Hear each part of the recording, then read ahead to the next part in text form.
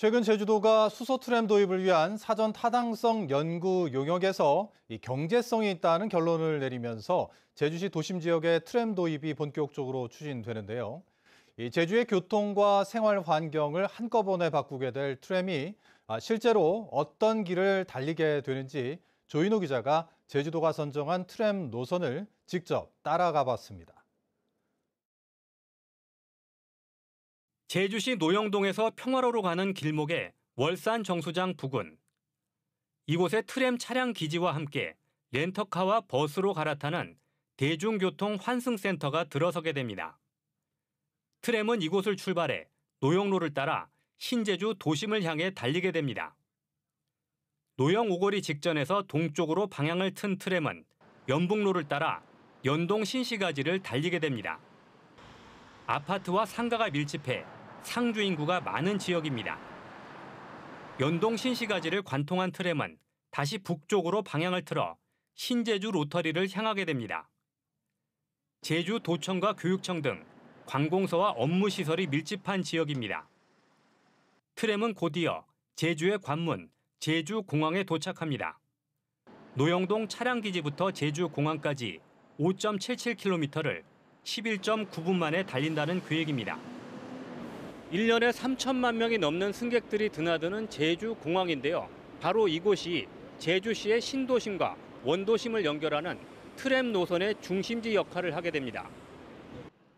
제주공항 인근에는 트램과 버스, 택시를 갈아탈 수 있는 복합 환승센터가 들어서 공항 내부로의 차량 진입을 최소화합니다. 제주공항에서 원도심으로 향하는 노선도 따라가 봤습니다.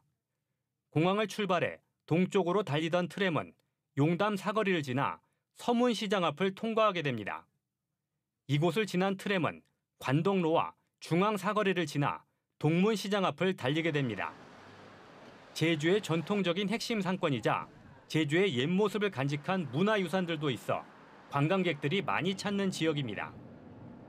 동문 로터리를 통과한 트램은 산지로를 달려 종착점인 제주항 국제여객 터미널에 도착합니다. 제주공항에서 제주항까지 5.97km를 10.9분 만에 달린다는 계획입니다. 제주도는 인구와 교통량이 많은 지역을 골라 트램 노선을 선정했고 트램 정거장 주변의 개발이 활기를 띨 것으로 보고 있습니다.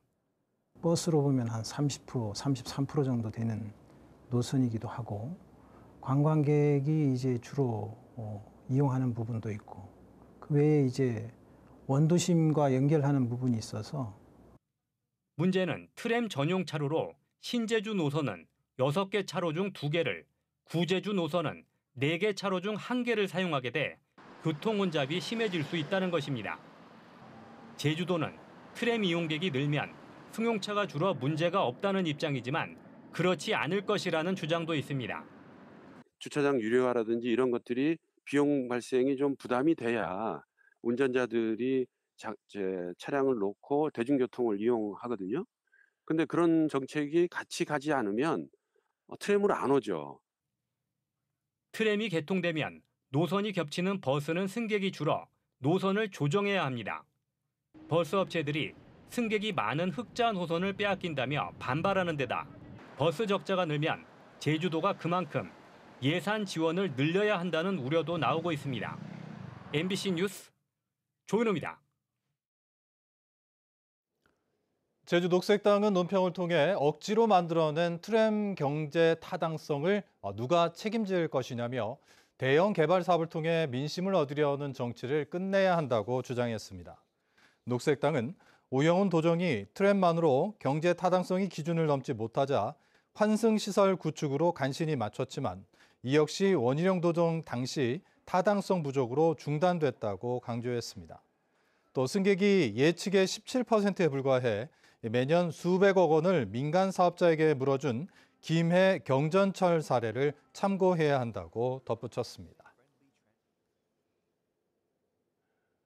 이 부부가 교통사고로 함께 입원했는데 아이들을 돌볼 가족이 없거나 혼자 사는 1인 가구에서 사고로 움직일 수 없는 긴급한 상황이라면 앞으로는 도민 누구나 돌봄 서비스를 받을 수 있게 됩니다. 소득이 기준 이하면 무료로 기준을 넘으면 본인이 부담해 이용할 수 있는 제주형 통합 돌봄 서비스가 다음 달부터 시행됩니다. 송원일 기자가 보도합니다. 84살 백영자 할머니는 지난 봄 버스에서 내리다 허리를 다쳐 움직일 수 없게 됐습니다.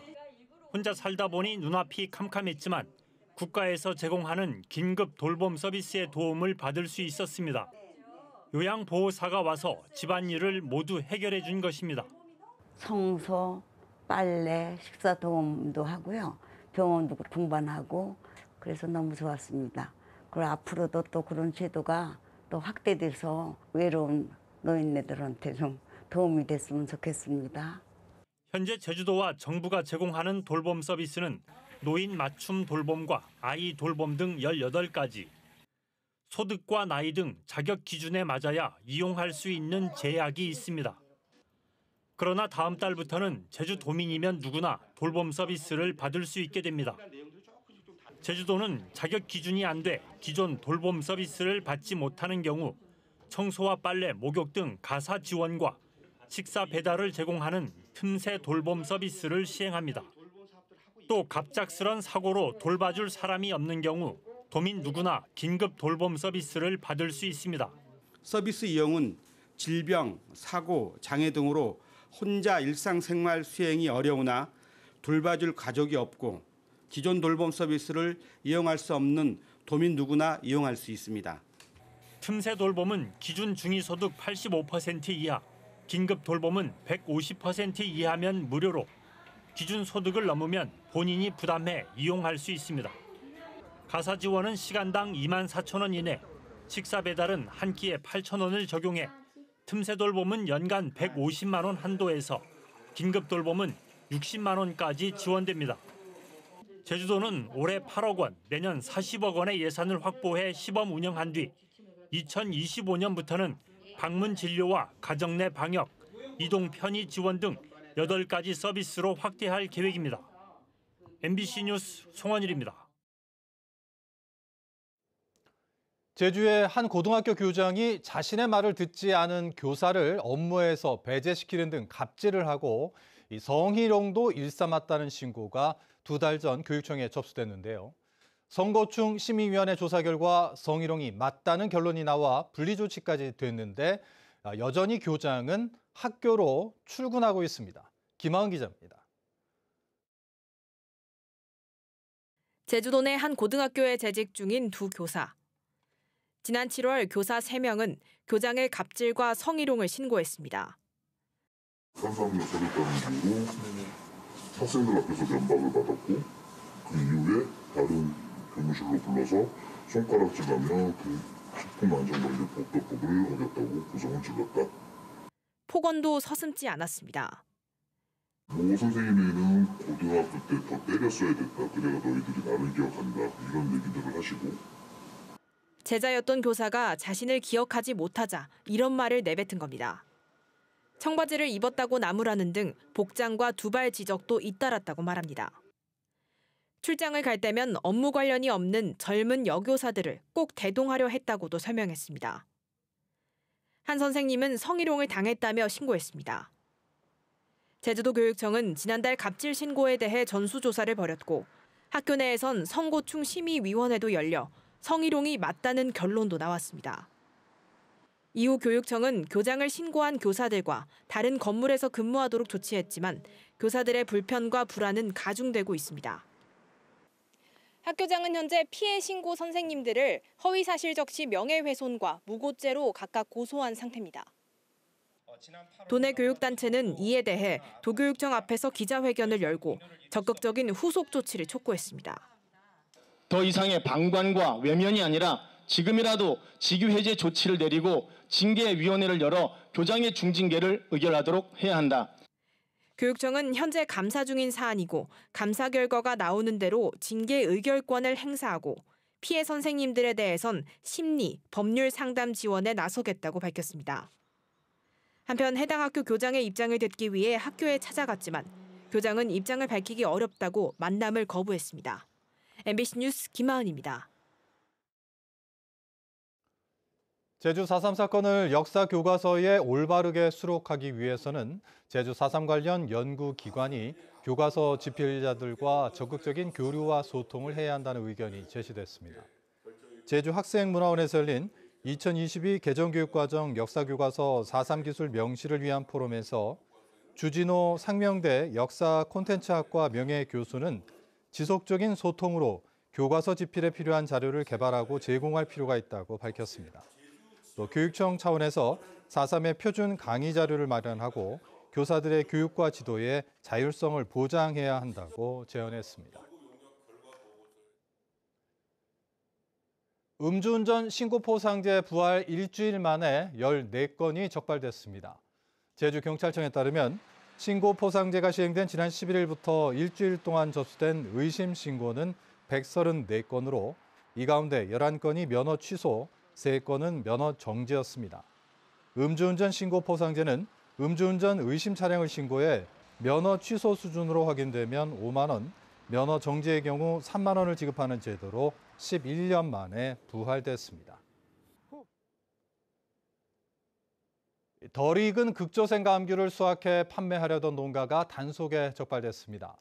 제주시는 지난 15일 조천읍 한 감귤 농가가 극조생 감귤 상품 기준에 적합하지 않은 미숙 감귤 1.2톤을 수확하는 것으로 확인돼 전량 폐기 처분하고 과태료 240만 원을 부과했습니다. 제주도 자치경찰단도 덜 익은 하우스 감귤 17톤을 에틸렌 가스를 이용해 강제 후숙한 서귀포시 한 선과장을 적발하고 과태료를 부과했습니다. 일회용 컵 보증금 제도를 지방자치단체에 자율적으로 맡기는 안이 국회에서 검토되면서 제주도가 강하게 반발하고 나섰습니다. 제주도는 기후환경국장 주재의 긴급 브리핑을 열고 자원재활용법 개정안에 대해 반대 입장을 명확히 밝혔습니다. 오영훈 지사도 도정 현안 공유 티타임에서 제주가 성공적으로 시범사업을 안착시키고 있는데도 유보시키려는 시도에 분노한다고 말했습니다. 일회용 컵 보증금제는 2025년부터 전국적으로 확대될 예정인데 제주에서는 최근 반환율이 70%를 웃돌고 있습니다. 제주도가 다음 달 말까지 내년 제주형 농산물 가격안정관리제 참여를 희망하는 농가를 대상으로 사업 신청을 받습니다. 지원 대상은 당근과 양배추, 브로콜리 재배 농가로 품목별 자조금단체 회원이면서 지역 농협으로 개통 출하하는 농업인으로서 지역 농협으로 신청하면 됩니다. 농산물 가격안정관리제는 품목별 월별 시장 평균 가격이 제주도가 정한 품목별 목표관리 기준 가격보다 하락할 경우 차액의 90%를 행정에서 보전 지원하는 제도입니다. 택배 노동조합이 쿠팡 노동자들의 추석 휴가 보장을 요구하고 나섰습니다. 전국 택배 노동조합 제주지부는 도의회에서 기자회견을 열고 쿠팡 택배 노동자들이 수행률 미달로 해고를 당할까 두려워 추석 연휴에도 쉬지 못하고 근무해야 한다며 휴가를 보장하라고 요구했습니다. 또 노동자들의 과로사 방지를 위한 사회적 합의 이행을 약속하고 부당한 해고 제도를 고치라고 촉구했습니다. 제주형 행정체제 개편과 관련해 새마을회 회원들이 기초자치단체 모형을 요구했습니다. 제주뉴스 마칩니다. 고맙습니다.